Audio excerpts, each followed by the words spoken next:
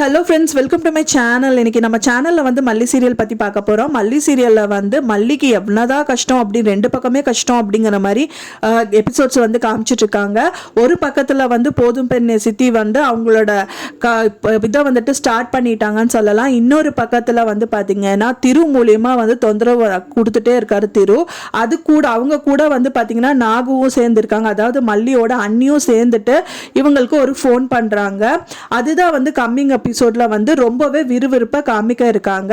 இப்போதான் நம்ம சேனலில் ஃபர்ஸ்ட் டைம் பார்க்குறீங்க அப்படின்னா மறக்காம நம்ம சேனலை சப்ஸ்கிரைப் பண்ணிக்கோங்க. வாங்க நம்ம சேனலுக்குள்ளே போகலாம்.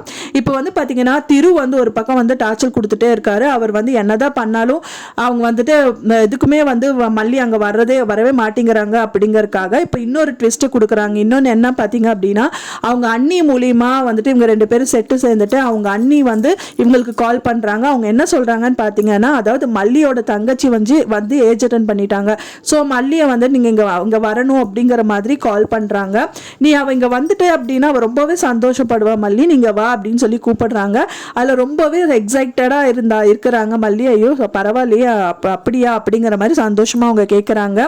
இது வந்து பார்த்தீங்கன்னா அன்னபூர்ணி அம்மா காதுக்கும் போகும். அவங்க என்ன சொல்கிறாங்க அப்படிங்கிறது தான் வந்து கம்மிங் எபிசோடில் வந்துட்டு ரொம்பவே விறுவிறுப்பாக காமிக்க இருக்காங்க.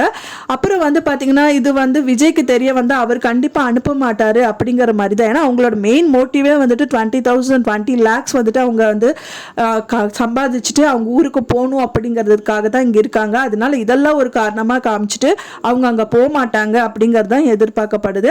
அது மட்டும் இல்லாமல் வந்து பார்த்தீங்கன்னா இன்னொரு சைடில் வந்து போதும் பெண்ணை சித்தி வந்து மற்றும் ரஞ்சிதா வந்து என்ன பண்ணாங்கன்னு பார்த்தீங்கன்னா அவங்களோட தாலி எடுத்து ஒழிச்சு வச்சிருந்தாங்க. அதாவது மல்லியோட அதாவது பேக்லேயே வந்துட்டு ஒழிச்சு வச்சிருந்தாங்க.